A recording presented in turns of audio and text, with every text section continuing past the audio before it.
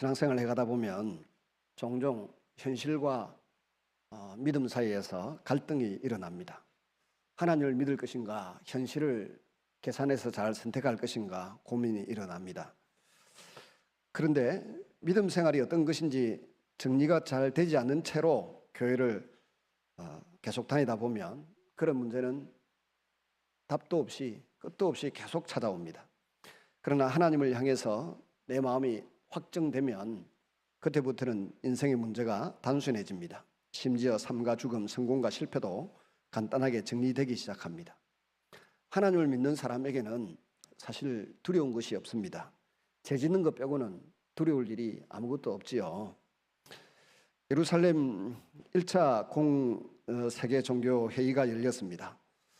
이유는 유대인들 중에 바리새파 중에 특별히 예수를 믿었습니다마는 할례를 받아야 한다고 주장하는 사람들이 있었기 때문입니다.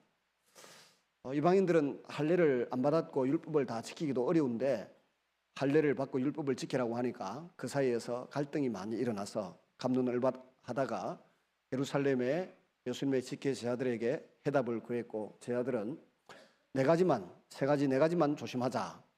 그러면 우리가 유대인이나 이방인이나 똑같이 그리스도인으로서 함께 갈 수 있다, 연합되어 갈 수 있다라고 하는 의도로 이 네 가지를 조심시켰습니다. 하나는 우상 숭배고, 둘은 음행이고, 셋째는 목매어 죽인 것이고, 또 음식을 피채 먹는 것. 이 네 가지만 조심하면 유대인이나 이방인이나 예수님 중심으로 하나의 교회를 이루어 잘 살아갈 수 있다라고 이야기를 했습니다. 그러면 유대인들도 많이 양보한 것이고 이방인들도 역시 많이 양보한 것이 됩니다. 이방인들이 뭘 양보했냐?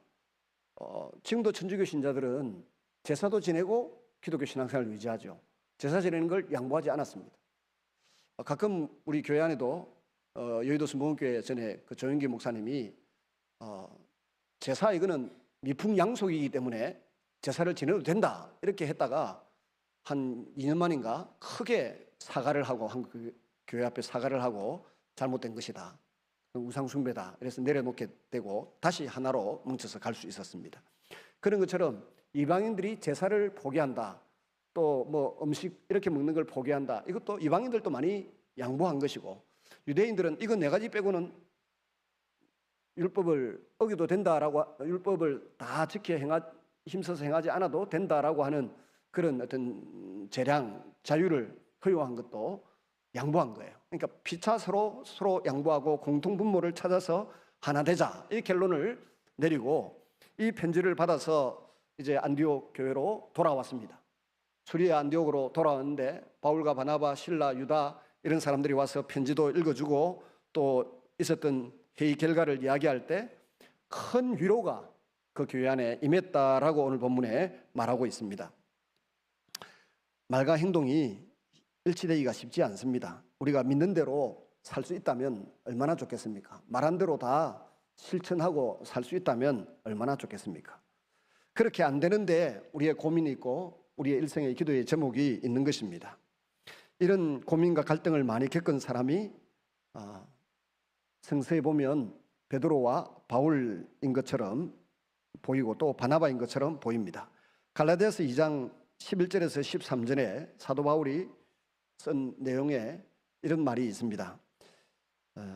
게바가, 즉 베드로죠, 게바가 안디옥에 이르렀을 때 책망받을 일이 있기로 내가 그를 대면하여 책망하였노라. 야고보에게서 온 어떤 이들이 이르기 전에 게바가 이방인과 함께 먹다가 그들이 오매 그가 할례자들을 두려워하여 떠나 물러가매 남은 유대인들도 그와 같이 예식함으로 바나바도 그들의 외식에 유혹되었느니라.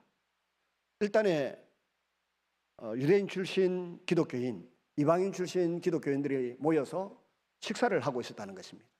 그런데 갑자기 베드로가 뿔떡 일어나서 뒷문으로 나가버렸습니다. 이유는 야고보가 보낸 사절, 유대인 출신 할례를 받아야 한다는 것을 주장하는 그런 일단의 교회 무리가 온다는 소식을 듣자마자 저 사람들은 우리가 이방인하고 밥 먹는 거 너무 싫어한다 하면서 막 시비에 말리기 싫다 하면서 일어나서 나가버렸습니다. 바나바도 따라 나가버렸어요. 그러니까 다른 유대인 출신 기독교인들도 다 나가버렸어요. 그래서 이방인 출신 기독교인들이 마음의 상처를 많이 받았습니다. 할례자들의 눈초리와 비판이 두려웠던 것입니다. 아주 비겁한 행동이고 남자답지도 못하죠. 이런 점에서 보면 자신의 전통과 문화와 사람의 시선에서 자유로워져서 새로운 영적 진리를 얻고 실천해 간다고 하는 것이 말처럼 그렇게 쉽지 않다는 것을 알 수 있습니다. 순식간에 옛사람의 모습, 옛마음의 모습, 습관이 나온 것입니다. 그럼에도 불구하고 하나님께서 이렇게 흠이 있고 약점이 있는 흠결이 많은 사람도 복음 전거의 통로로, 교회를 세우는 통로로 써 가셨습니다. 갈라디아서 2장 14절에 보시면 바울이 그런 베드로와 그 일행들을 아주 공개적으로 책망을 했다는 대목이 나옵니다. 그러므로 나는 그들이 복음의 진리를 따라 바르게 행하지 아니함을 보고 모든 자 앞에서 게바에게 이르되 내가 유대인으로서 이방인을 따르고 유대인답게 살지 아니하면서 어찌하여 이방인을 유대인답게 살게 하려느냐 하였노라. 화가 많이 난 바울은 베드로를 여러 사람이 보는 앞에서 책망하였습니다. 이 장면이 쉽게 상상이 잘 안 되는 장면입니다. 이런 배경 속에서 사도 바울이 뒤늦게 그 부분에 대해서 좀 후회를 했는지 갈라디아서 2장 20절에 고백을 합니다. 내가 그리스도와 함께 십자가에 못 박혔나니 그런 적 이제는 내가 산 것이 아니요 내 안에 그리스도께서 사신 것이라. 이제 내가 육체 가운데 사는 것은 나를 사랑하사 나를 위하여 자기 몸을 버리신 하나님의 아들을 믿는 믿음 안에서 사는 것이라고 고백을 했습니다. 우리는 여기서 베드로의 실수도 보았고 분노한 바울의 격정적인 모습, 성질 부리는 모습도 엿볼 수 있었습니다. 사도행전에서 세밀하게 살펴보면 바울은 인격적으로 성품적으로 결함이 아주 많은 사람입니다. 그러나 하나님은 이처럼 부족하고 완전하지 못한 사람을 통해서 구원의 메시지를 전하십니다. 성령님의 통로로 그를 사용하십니다. 바나바는 무명인사인 바울을 영접하고 소개해 주기를 주저하지 않았습니다. 사도행전 9장 15절에 보면 아나니아를 통해서 전달된 사도 바울의 사명이 있습니다. 이 사람은 내 이름을 이방인과 임금들과 이스라엘 자손에게 전하기 위하여 택한 나의 그릇이다. 이 사도 바울의 사명이 이루어지도록 제일 도움을 많이 준 사람이 있다고 하면 단연 제1위가 바나바입니다. 두 번째가 성경의 예수님의 사도들 가운데는 베드로일 것입니다. 유인적선 이 사도 바울이 처음에 주님을 영접하고 얼마 안 되어서 아라비아 지역으로 가서 약 3년 동안 혼자 성경을 연구하고 다시 다메섹으로 왔습니다. 근데 핍박을 받아서 예루살렘으로 갔는데 전부 다 시시합니다. 저 옛날에 세드반 집사 죽을 때 돌 던질 때 옷 지키던 그 나쁜 놈, 그놈 아니냐. 저게 예수 믿었다 하는데 믿을 수가 없다. 근데 바나바가 받아들여주고 그의 거듭남과 그의 구원 얻음을 확정해 주었습니다. 그래서 사람들이 안심하고 예루살렘 교회에 받아들여졌고 15일 동안 머물렀는데 베드로는 이 바울을 데리고 다니면서 예수님이 이렇게 말씀하셨고 이곳에서는 이렇게 행동하셨고 경험했던 예수님에 대한 이야기를 바울에게 다 전해 주었습니다. 그래서 바울의 신학에 아주 이 사상과 신앙 체계를 구성하는 데 있어서 또 사람들에게 받아들여지는 데 있어서 바나바와 베드로가 큰 역할을 했다고 볼 수가 있습니다. 이처럼 바나바는 인재를 찾아서 적재적소에 사용할 줄 아는 눈과 마음이 있었습니다. 우리 모두는 장단점이 다 많이 있는 사람들입니다. 하나님은 우리가 온전하고 능력이 있어서 사용하는 것이 아닙니다. 연약하고 부족하고 지혜롭지 못한 요소들이 들어들어 있지만 그런 것을 다 아시면서도 우리를 사랑하셔서 우리를 통해서 일하시기를 기뻐하십니다. 우리에게 기회를 주십니다. 사람이란 누구를 막론하고 완전하지 못합니다. 따라서 완전하지 못한 자신 때문에 좌절을 해서는 안 됩니다.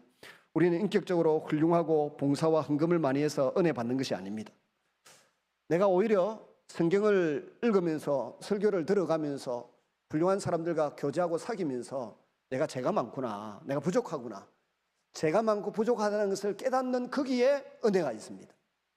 그래서 주님의 용서 없이는, 주님의 사랑 없이는, 주님이 나를 붙들어 주지 않고는 살 수 없는 죄인에 불과하구나 하는 것을 깨닫는 그가 은혜를 많이 받습니다. 두 번째 하나됨의 목적은 복음 전거를 위함입니다. 여러분, 하나 되기 위해서는 공통분모가 많아야 돼요. 공통분모. 우리 예수 믿는 사람이 언제든지 하나 될 수 있는데 하나 됨의 이유가 뭡니까? 예수님이 우리 동일하게 우리의 주인이시고 우리의 왕이심을 믿습니다. 성경 말씀이 우리의 인생의 나침판이고 신앙의 교과서며 지침서인 것을 믿습니다. 이 말씀을 들음으로 우리가 내가 누구인지 알고 하나님이 어떤 분인지 알아가게 됨을 믿습니다. 공통분모가 있습니다.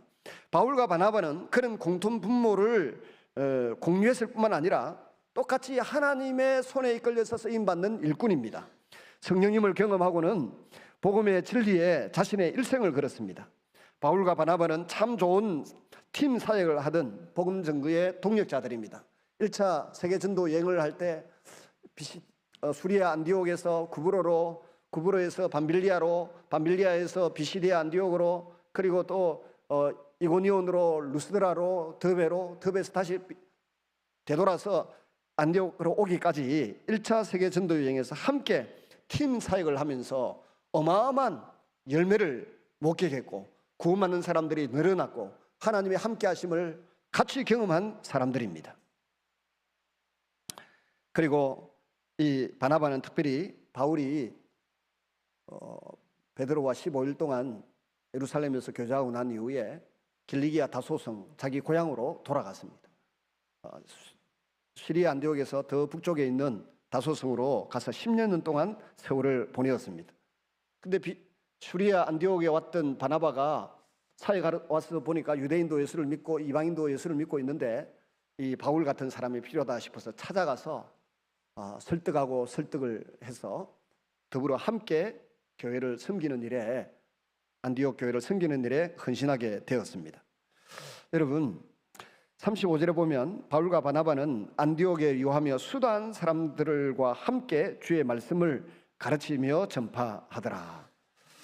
1차 전도 여행을 마치고 난 이후에 15장에 나온 예루살렘 세계 첫 종교회의에 참석하고 난 이후 돌아와서 다시 안디옥으로 돌아왔습니다. 유다와 실라와 바울 바나바가 다 돌아와서 2년 동안 말씀을 가르칩니다. 우리는 두 사람이 함께 팀 사역을 하던 모습을 그려볼 수 있습니다. 바나바와 바울은 아침 일찍 일어나서 예배하고 기도했을 것입니다. 여러 가지 일을 의논하고 같이 밥도 먹고 선교 전략도 세웠습니다. 아름다운 관계입니다. 마치 요한복음 17장에 보면 예수님이 말씀하시기를 하나님 아버지와 아들이 예수님이 하나인 것처럼 또 예수님과 우리가 하나 되기를, 그리고 우리 각자가 다른 사람들과 하나 되기를 원하셨습니다. 요한복음 17장 21절에서 22절을 보시면 아버지여 아버지께서 내 안에 내가 아버지 안에 있는 것 같이 그들도 다 하나가 되어 우리 안에 있게 하사 세상으로 아버지께서 나를 보내신 것을 믿게 하옵소서. 내게 주신 영광을 내가 그들에게 주었사오니 이는 우리가 하나 된 것 같이 그들도 하나가 되게 하려 함이니라. 정말 예수님이 제 아들이 하나가 되어서 복음을 전하고 또 주님을 높이기 위해 힘쓰고 애썼던 것처럼 바울과 바나바는 하나 되어서 열심히 복음을 전했습니다. 그리고 열매가 많았습니다. 이제 이런 배경 속에서 두 번째 세계 전도 여행을 떠나려고 합니다. 그래서 세 번째는 2차 전도 여행을 계획하고 있습니다. 그런데 2차 전도 여행은 엄밀히 말해서 재방문이고 양육이 목적입니다. 사도행전 15장 36절을 보시면 며칠 후에 바울이 바나바들어 말하되 우리가 주의 말씀을 전한 각 성으로 다시 가서 형제들이 어떠한가 방문하자 하고 1차 전도 여행했던 지역의 성도들이 열매 맺는 생활을 하는지 신앙생활을 잘 하고 있는지 점검도 하고 또 다른 신령한 은혜들을 나누어 주고 싶어 했던 것입니다. 엄밀히 말해서 재방문과 양육이 목적입니다. 그런데 하나님께서 그들의 걸음걸이를 그들의 목적대로 하지 아니하시고 오히려 저 마게도냐 지역에서 한 환상을 보는 중에 손짓해서 우리 와서 우리를 도와달라 하는 소리를 보고는 보스포러스 해협을 건너서 이제 유럽 지역으로 넘어가게 됩니다. 그래서 유럽의 전도가 시작됩니다. 빌립보성, 데살로니가, 베레아, 아테네, 고린도까지 내려가서 그리스 전체가 복음화되는 일이 일어났습니다. 지금도 그리스의 기독교 신자 비율은 90%입니다. 그처럼 2차 전도 여행의 결과가 나타나게 된 것입니다. 물론 그것 외에도 수많은 기독교 인구가 그리스에 나타날 수밖에 없었던 이유가 또 있습니다. 야간 하나님께서는 재방문 양육을 목적으로 2차 전도 여행을 떠났던 바울 일행을 유럽까지 건너가서 복음을 전하도록 그렇게 인도해 가셨습니다. 36절에 보시면 형제들이 어떠한가 그랬습니다. 복음의 씨앗을 뿌리기 위해서 비시디 안디옥이나 이고니온에서 쫓겨났습니다. 루스드라에서는 돌에 맞아 거의 죽은 것으로 판정하고 돌돌 말아서 길가에 내놓았습니다. 그리고 대베로 갔다가 돌아오기까지 정말 엄청난 핍박과 고난과 죽음의 고비를 넘겼던 그런 기억이 있습니다. 그런데 그곳에 성령 하나님이 자신들과 함께 한다는 표적이 나타나서 날 때부터 안전병이었던 사람이 일어나서 걷는 일도 일어나고 많은 사람들이 주님께로 돌아왔습니다. 그런데 그곳에 다시 가보고 싶은 것입니다. 바울에게 있어서 궁금한 것이 내가 복음 전했던 그 대상들이 지금도 신앙생활을 잘 하고 있는지, 믿음을 잘 유지하고 있는지 한번 알아보고 싶었던 것입니다. 전에 제가 들은 이야기인데 감리교회 박 목사님이라는 분이 계세요. 초기에 박재봉 목사님이라고. 그분은 뭐 금강산 뭐 또 어디 깊은 산에서 기도하고 있으면 막 동물들이 와서 끌어안아주고 막 인도의 선다싱 이야기처럼 막 실제로 그랬대요. 한국 온 전역을 다니면서 수많은 사람들의 질병을 고치고 치유하고 그렇게 했대요.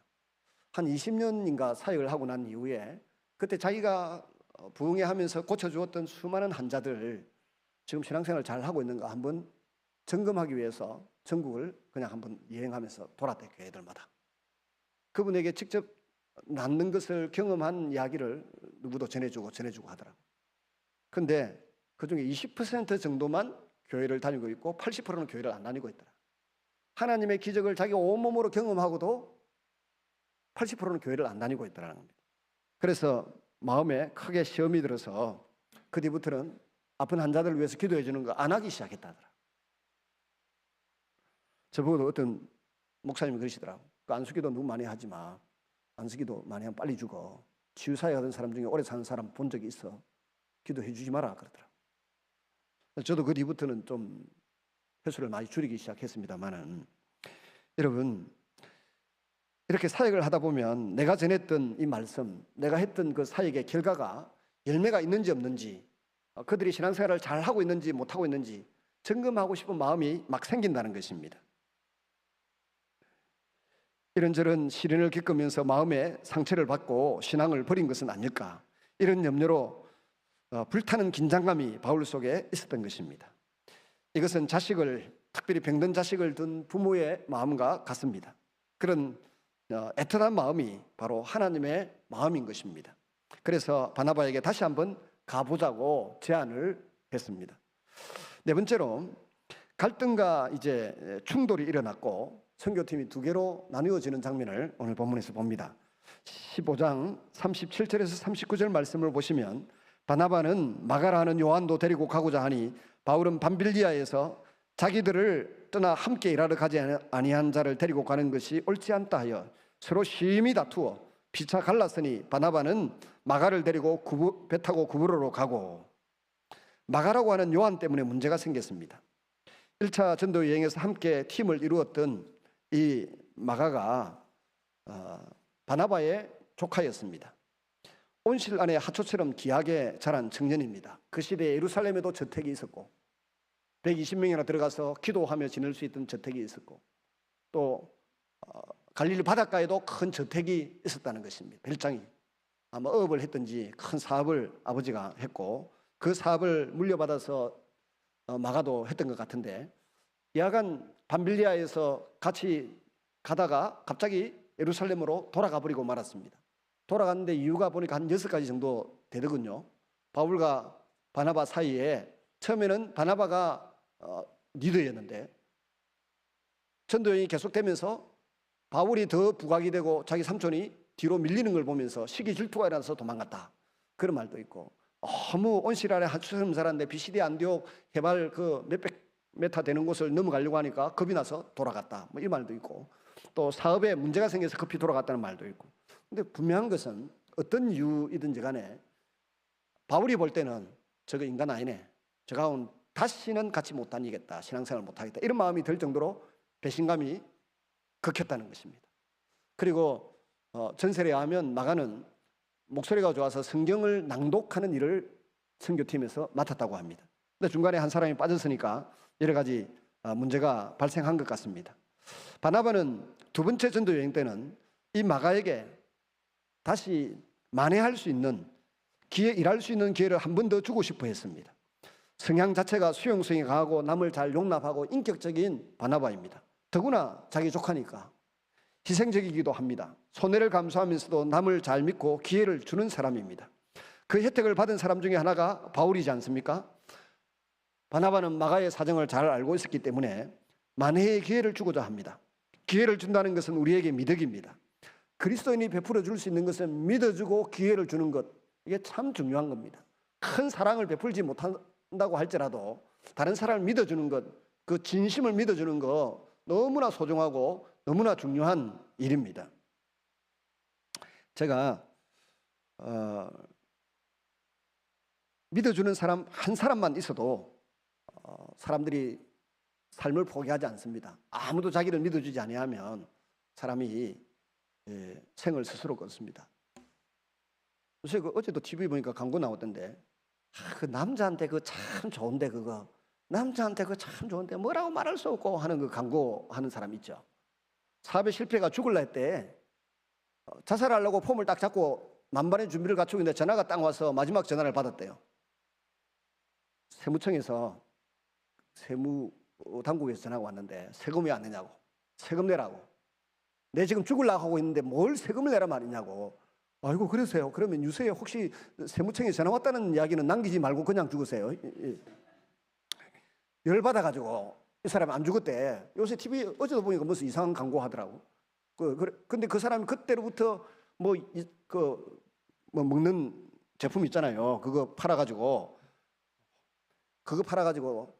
지금 그 사업에 성공을 해서 크게 성공을 했는데 지금 벌써 한 20년째 TV 맨날 나와서 이야기하는데 어디서 간증하는 걸 들으니까 자기가 죽으려고 딱 준비를 목을 메고 죽으려 하는데 전화가 와서 하나 딱 받았더니 막 생업 안 한다고 막 독촉을 하더래요. 그래서 죽으려고 하는 사람한테 뭔 쓸데없는 소리 하냐 끊어라 했더니 선생님 돌아가시더라도 내가 이런 전화했다는 것만 유서에 기록하지 마세요 하고 전화를 끊더라는 거예요. 열받아가지고 안 죽었다 안 합니까? 제가 늘 성경을 설교 준비를 거의 다 해놓고 어떤 데는 사전에 훌륭한 목사님들 설교를 많이 읽어봅니다. 그 소망교회 각선희 목사님 설교, 사도행전 설교를 제가 몇 번을 읽어봤는데 그 책이 있다만 해요. 한 3번, 4번은 읽어봤어요. 통째로 다. 그 전에는 안 들어오더니 오늘 이 본문에 관한 설교를 쭉 읽어보니까 뭐 재밌게 하시는데 그중에 하나 가슴 아픈 이야기가 실려 있더군요. 그 이야기가 뭔가 하면 자기를 믿어주는 사람 한 사람은 있어도 사람은 스스로 목숨을 끊지 않는다. 바나바는 마가를 끝까지 믿어주는 겁니다. 위대한 그리스도인이고 미덕입니다. 근데 강 목사님 목회하는 현장에 어떤 부부에게 망나니 아들이 하나 있었대요. 그래도 대학에 시험을 쳐서 합격을 했는데 이 아들이 등록금 받아가지고 술 먹고 두 번째 줘도 술 받아 먹어보고 하여튼 망나니 짓을 하고 말을 안 듣는 그런 친구였대요. 가만히 보면 그런 친구들이 가끔 우리 주변에 있거든요. 근데 어느 날 정신을 차리고는 내가 군대에 가서부터 내 삶을 개조해가지고 새로운 인간이 되겠다 하고 군대에 시간이 되고 나니까 또 군대에서 휴가를 왔어요. 군에 있을 때는 절도 있는 생활, 갇혀있는 생활 하다가 밖에 나오니까 물을 만난 물고기처럼 그냥 또 막 꽃이 풀린 망아지처럼 돌아다니면서 술 먹고 난리를 피우다가 어느 날 아버지 어머니에게 와서 아이고 기대일을 이틀이나 넘기고 내가 마시고 놀다가 보니까 이틀을 넘겼습니다. 그냥 들어가 맞아 죽을 것 같으니까 아버지 어머니 돈을 좀 주시면 제가 그 돈 들고 들어가서 부대 분위기도 좋게 하고 내가 좀 살아남을 것 같다 이렇게 이야기했더니 믿을 놈을 믿지 네 말을 어떻게 믿노 이놈아. 아버지 어머니가 돈을 안 준 거예요. 그래서 드디어 각선이 목사님에게도 찾아갔어. 목사님에게 가서 목사님 이만치 저만치 했는데 돈을 조금 주시면 제가 믿을 놈을 믿어야지 니를 어떻게 믿노. 너희 엄마 아빠도 못 믿는 놈을 내가 어떻게 믿노. 이래 된 거예요. 아이가 할 수 없이 군대에 그냥 들어가서는 기합받고 얻어맞고 고생을 잔뜩 하고 스스로 목을 메어서 자살해버렸어요. 아버지 어머니가 어마어마한 충격을 받은 거예요. 강 목사님도 어마어마한 충격을 받았겠죠. 그리고 머릿속에 든 생각이 이거랍니다.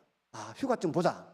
휴가증 보면 정말 이틀을 오버했는지 안 했는지 알 수 있을 텐데 휴가증 보자는 생각을 못 해가지고 아이가 자살하게 만들었고, 결국은 그 부모님들도 거기에 대한 슬픔과 고통 때문에 비탄에 잠겨서 빨리 세상을 다 떠나셨고, 강 목사님 자신도 굉장히 인생의 고통스러운 기억으로 목회 여정에 남아있다 그럽니다. 여러분, 한 사람만 내 자식을 믿어줘도, 아내가 남편을 한 사람만 믿어줘도, 우리 남편들이 솔직히 말해서 안 그렇습니까? 그죠? 부인들은 요새 밖에 나가서 일하는 부인들이 많이 있긴 합니다만, 아내는 남편을 믿어주기만 해도 이게 막 한 번씩 바람을 피우든 말든 때 되면 집으로 돌아와. 소처럼 일을 해. 맨날 집에 가면 핀잔이고, 나이가 들어가면 갈수록 더해. 왜 안 씻냐부터 시작해가지고, 씻을 낀데 씻기도 전에 왜 안 씻냐고 핀잔하고 힘들게 하고, 물으면 말 택택하고, 애들에 대해서 물어도 대답도 제대로 친절하게 안 하고, 알 거 없어 이러고 뭐 꼰대같이 취급해버리고. 근데 우리 남자들은 좀 단순해가지고, 아내가 꾸준히 믿고 친절하면 대주도 반드시 제자리로 돌아오고 자기 일 잘하는 줄로 제발 우리 자매님들 믿어주시기 바랍니다. 남자는 가만히 있고 믿어줘야 돼. 목회자가 해야 될 일 중에 하나가 뭔가 하면 자기 교인들을 믿어주는 거예요. 잘하건 못하건 믿어줘야 합니다. 제가 우리 성도들을 폄하하거나 좋지 않은 감정을 가지고 대하면 하나님이 저에게 사람을 맡기시겠습니까? 어떻게 하든지 믿어주고 잘되게 해주려고 하고 복을 빌어주고 귀한 은혜를 받으면서 하나님의 사람으로 성장해 가도록 기회를 주고 기도해주고 격려하고 위로하고, 가끔은 책망할 수도 있겠습니다만은 하여튼 그것이 우리의 미덕이고 우리의 그리스도인으로서의 아름다운 모습이 될 수밖에 없습니다. 바나바는 이런 미덕을 가진 사람이었어요. 그래서 바울도 믿어주었고 마가도 믿어주면서 같이 가자고 하는데, 문제는 바울입니다. 바울의 입장은 다릅니다. 서로 심히 다투어 갈랐으니, 이거 설교했더니 어떤 청년이 그럽니다. 목사님 대단하세요. 뭐가 대단한데? 바울은 완벽한 사람인 줄 알았고 최고의 사도인 줄 알았는데 그 사람도 교회 안에서 대판 싸웠다고요. 이야, 위로가 됩니다. 이 20대 30대는 이런 구절을 보면 위로를 받습니다. 왜냐하면 20대 30대 예수 믿고 반듯하게 살고 싶은데 이게 반듯하게 안 사라지잖아요. 가끔 입에서 욕도 나오고 누구하고 싸우기도 하고, 나는 왜 이렇지? 바울처럼 나는 안 되나? 뭐 이랬었는데, 바울도 이렇게 사고를 쳤다는 걸 접하니까 그러면 그렇지, 인간은 별 수 없다. 그래가지고 위로를 받고, 뭐라더라, 저보고 그러더니 샤프한데요. 그러다 샤프, 예리하대. 여러분, 그렇게 위로를 받는 사람도 있습니다만은, 교회 처음 나온 사람 입장에 볼 때는, 아니 현실 교회도 싸우더만은 과거에 가장 모범적이고 아름다운 교회였다는 안디옥 교회에서도 위대한 두 사도가 대판 싸웠다고, 교회도 싸우는 데구나, 싸울 수 있구나 하는 걸 생각하면서 실망할 수도 있다는 것입니다. 분명한 것은 아무리 위대한 사도라 할지라도 인간적인 실수와 약점이 있을 수 있습니다. 성경은 이런 인간적인 약점과 실수를 감추어 두지 않습니다. 인간은 인간일 수밖에 없다는 점을 보여줍니다. 우리는 몇 가지 교훈을 봤는데요. 우선은 주님이 일할 때, 주님의 일을 함께 해나갈 때 다른 의견이 있을 수 있다는 것입니다. 성령님의 감동과 인도가 있더라도 관점과 해석과 문화에 따라서 다르게 볼 수 있다는 것입니다. 많은 사람들이 다투는 이유가 뭡니까? 나와 같이 않고 내 방식을 따르지 않고 뭐가 다르다는 것입니다. 근데 사실은 나와 다르다는 것 때문에, 나와 같이 않기 때문에 더 많이 배울 수 있고 폭과 능력이 극대화된다는 점을 우리가 놓쳐서는 안 됩니다. 왜 저 사람은 내 방식을 따르지 않느냐, 생각을 하나로 모을 줄 모르느냐, 그런 생각으로 계속 자기 주장만 하다 보면 싸우게 됩니다.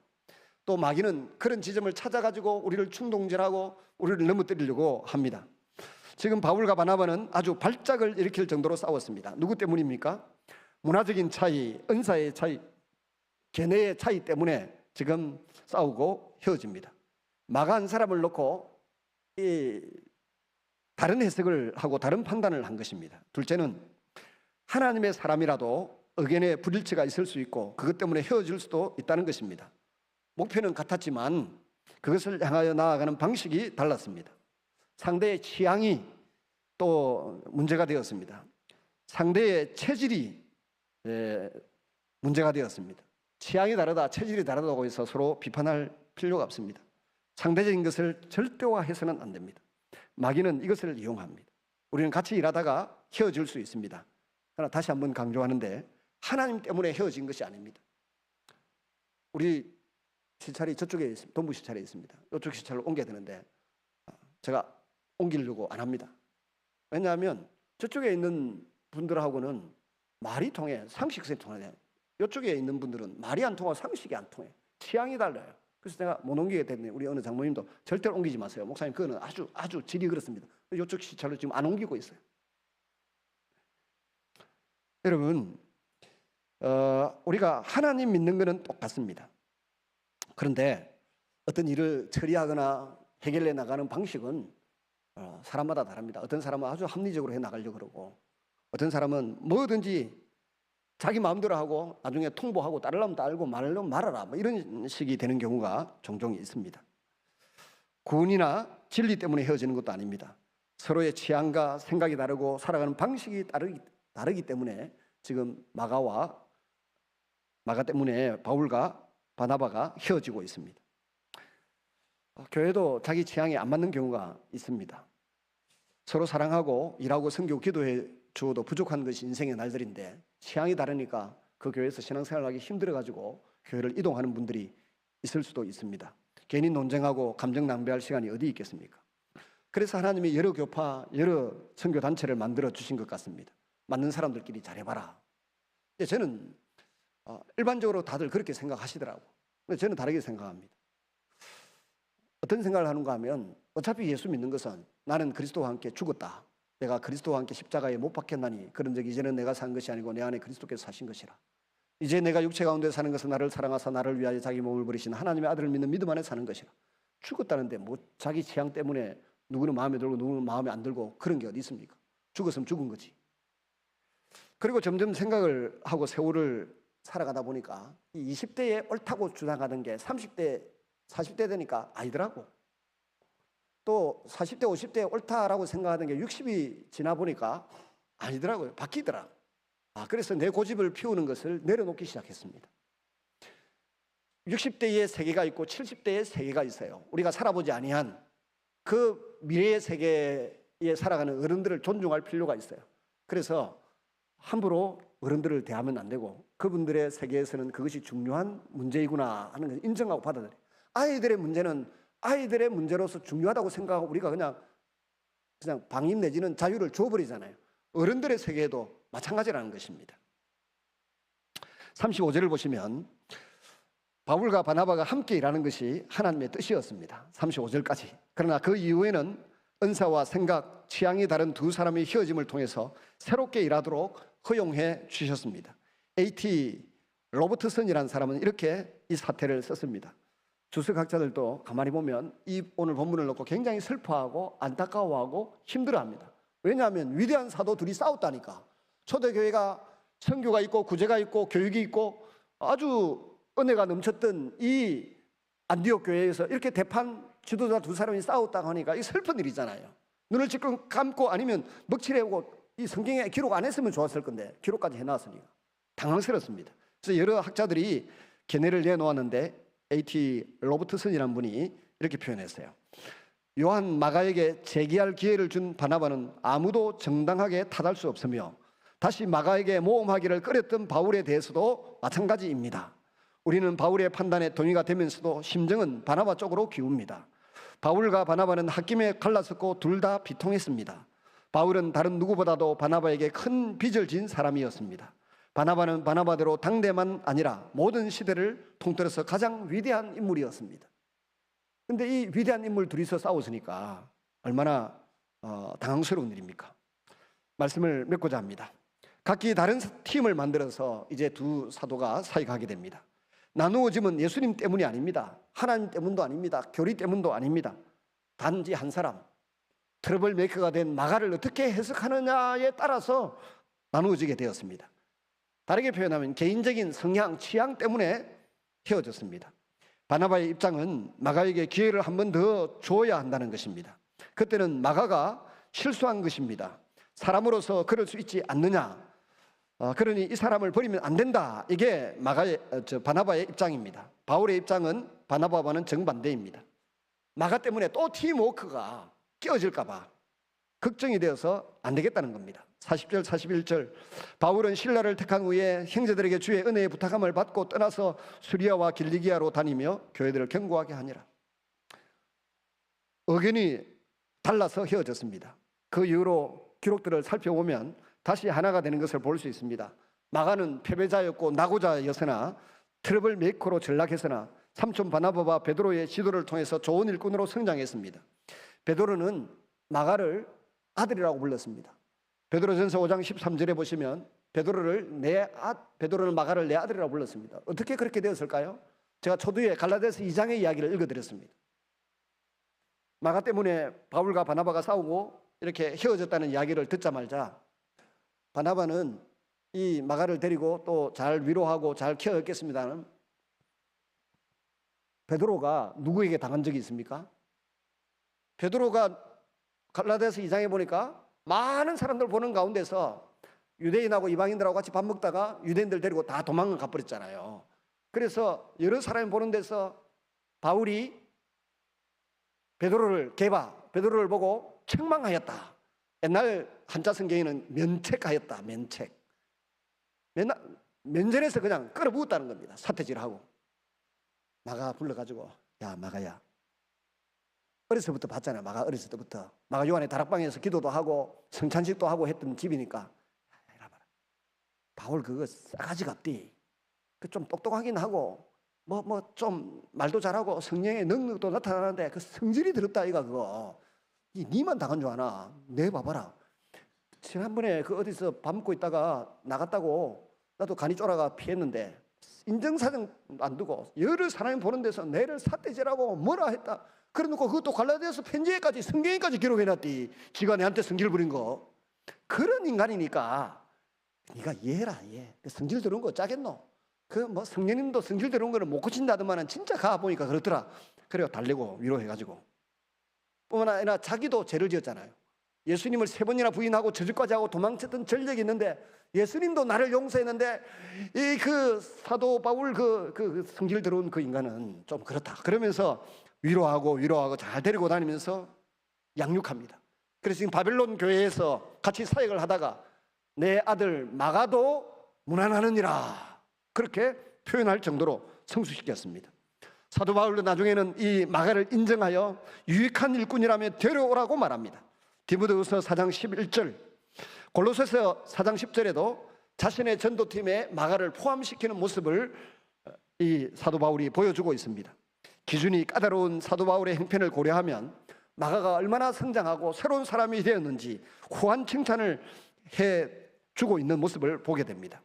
그 즈음에 바울은 로마 감옥에서 이런 말을 남겼습니다. 빌립보서 2장 3절 4절에 아무 일에든지 다툼이나 허영으로 하지 말고 오직 겸손한 마음으로 각각 자기보다 남을 낮게 여기고 각각 자기 일을 돌볼 뿐더러 또한 각각 다른 사람의 일을 돌아보아. 자기 일도 자기 형편도 잘 생각하지만 다른 사람의 형편도 좀 돌아보아서 불쌍히 여기는 마음을 품는 것이 필요하다. 자기 인생의 말년에 바울도 마가에 대한 생각을 이래서 완전히 바꾼 것입니다. 그리고는 우리 인간은 겸손해져야 된다. 너희 안에 이 마음을 품으라. 곧 그리스도 예수의 마음이니 그는 하나님과 근본 본체에 있으나 동등됨을 체할 것으로 여기지 아니하시고 스스로 자기를 비워 사람의 모습으로 나타나셨으며 종의 행체로 죽기까지 우리를 사랑해 주셨다. 그 예수님을 하나님이 다시 살리셔서 하나님 보좌 우편에 앉으셨고 모든 입술이 예수님을 가리켜 주라고 부르고 그 앞에 무릎을 꿇게 하셨느니라. 겸손하게 자기를 낮춰라 라고 이야기한 이유가 아마 오늘 본문에 있었던 이런 사건들을 돌아보면서 남긴 중요한 말씀 아니겠나라고 추측하는 학자들이 있습니다. 여러분 20대 30대는 타협하면 싫어합니다. 제가 군의 군목 생활을 하는데 군의 높은 대령이 타협을 했더라고. 나는 계급이 중위입니다. 타협을 해서 누구를 받아들였는가 하면 안식교 교인, 안식교에서도 군목이 들어갔어요. 그리고 또 원불교에서도 군성으로 들어오도록 허용을 했어요. 국방운전감실에 있는 이 유명한 대령 목사님이 그걸 타협을 해가지고 그렇게 했더라고. 얼마나 우리 군에 있는 장교들이, 군목들이 화를 냈겠습니까? 어디 타협할 게 없어가지고 안식교에서 군목이 들어오도록 하고, 요새는 또 여자 군목도 들어와 있어요. 원불교에서 또 불교라고 그거를 또 받아들여져 가지고 군성이 들어오도록 하고, 이런 일이 어디 있냐. 대령 목사님이 얼마나 열을 냈는지 모릅니다. 타협은 불가하다. 세월이 지나고 나니까 생각이 바뀝니다. 과거에는 목사님이 누구하고 타협했다, 그 이단처럼 취급했어요. 근데 세월이 지나니까 타협이 이단이 아니더라고. 나이가 들어가니까 타협이 지혜로운 일이고 슬기로운 일이고, 모든 것을 잘 분별해서 정확하게 우리 사회를, 공동체를 잘 이끌고 있는 것이구나라는 것으로 생각이 바뀌기 시작하더라고요. 여러분, 젊은 세대는 타협을 잘 안 하려고 그럽니다. 근데 나이가 들어가면 비본질적인 일에는 협상이 가능하고 타협이 가능하다라고 하는 것을 몸으로 느끼게 됩니다. 여러분, 오늘 바울과 바나바는 합리적인 타협을 하지 못했습니다. 그리고 결별을 선택했습니다. 갈등이 지속되어도 포기하지 말고 끝까지 견디는 것이 필요합니다. 선택의 폭이 넓어지고 기동성이 좋아지고 관계가 평가절하되면서 우리 사회는 내 뜻대로 안 되면 그냥 떠나라, 뭐. 나라가 요밖에 없나? 얼마나 많은 사람들이 이 나라를 이탈하는지. 지금 부자들이 대한민국 땅을 이탈하는 그 순위를 먹여놨는데 4위인가 되었더라고. 중국이 1위. 중국 부자들이 중국을 떠나서 한국으로 오고 미국으로 가고 하는 그 비율이 세계에서 1위더라. 우리나라가 또 부자들이 이 나라를 떠나게 되는 이유, 과거에는 한 6위 정도 됐는데 지금은 4위로 떨어졌어요. 부자들이 자꾸 이탈한다는 겁니다. 그 부자들이 어느 정도인가 하면 11조를 하고 헌금을 하는데, 제가 전에 섬기던 서울의 서문교회에는 6개월 동안에 그분이 한 헌금이 14억이었어요. 11조하고 감사헌금 한 게 6개월 동안 한 게 14억이었어요. 근데 그때 정권에 한참 이상한 일이 벌어지니까 이 나라에 못 살겠다고 그냥 미국으로 이민 가버렸어요. 그러니까 부유한 사람들이 그 부를 얻는데 부당한 방법으로 얻은 건 아니에요. 근데도 자꾸 너무 몰아붙이니까 견디지 못하고 떠나가는 일들이 발생한다는 것입니다. 그러므로 우리는 주변에 있는 사람들과의 관계를 좀 잘할 수 있어야 돼요. 다른 사람의 입장을 알고자 애써 노력하거나 타협에 이르는 불편함을 감수하거나 해서 모두를 위해서 더 큰 유익을 구하려는 마음을 가져야 됩니다. 조금만 마음에 안 들고 기분이 나쁘면 관계를 쉽게 파괴하는 사람들이 있습니다. 관계를 쉽게 깨고 파괴하는 사람은 다음에 또 그렇게 관계를 쉽게 파괴하고 깨뜨립니다. 주변에 나중에 남아있는 사람이 아무도 없죠. 분명히 기억하시기를 바랍니다. 하나님은 우리가 힘든 일들을 지나가고 있을 때 이 문제를 어떻게 처리하실런가 하는 그 해결책을, 대안을 예배해 놓으셨습니다. 근데 그 해결책과 그 대안이 나타나기 직전에 관계를 파괴하고 떠나는 사람들이 종종 있습니다. 대안이 안 보여도 관계를 희생할 필요가 없습니다. 해결책이 안 보여도 관계를 희생할 필요가 없습니다. 관계를 잘 유지하고 하나님의 타이밍이 되면 문이 자동으로 열리는 것을 믿으시기를 바랍니다. 제가 자주 인용하는 기도응답에 타이밍이 있다고 하지 않던가요? 전기자동문, 전자자동, 우리 교회 앞에도 문 앞에 딱 다가서면 문이 착 열리지 않습니까? 그런 것처럼 하나님의 타이밍에 해결되고 문이 열릴 걸 믿음으로 바라보지 못하고 관계들을 파괴하고 공동체를 떠나고 어리석은 행동을 하는 사람들이 있습니다. 그러나 하나님의 은혜가 있으면 반드시 좋은 결과가 나옵니다. 요즘 뉴스를 보니까, 뉴스와 엊그제 보니까 그 김우중 회장 스토리를 다루는데 보니까 오늘의 미국의 트럼프를 만든 사람이 김우중 회장이더군요. 그걸 보고 기겁을 했습니다. 요즘 포스코라고 하는 기업이 하고 있는데 대우그룹이 전부 거기에 들어가서 크게 잘 되고 있더군요. 여러분, 오늘도 우리 주변에는 마지막 순간까지 기회를 붙들고 애쓰고 노력하는 사람들이 있습니다. 그런 사람들이 역사를 새롭게 만들고 또 많은 사람에게 큰 유익을 주는 삶을 살아갑니다.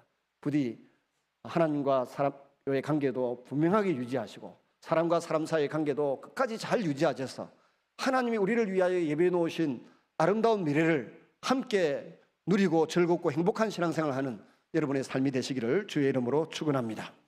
같이 한번 기도하십시다. 찬양팀 나올 때까지 자기 목소리가 자기 귀에 들릴 정도로 하나님 주신 은혜를 우리 마음에 새기고 말씀대로 아름다운 관계를 맺으며 살아갈 수 있는 저희가 되게 하여 주옵소서. 같이 한번 기도하겠습니다. 살아계시고 자비로우신 아버지 하나님, 오늘도 우리의 삶 가운데 종종 위기가 찾아오고 어려움이 찾아오고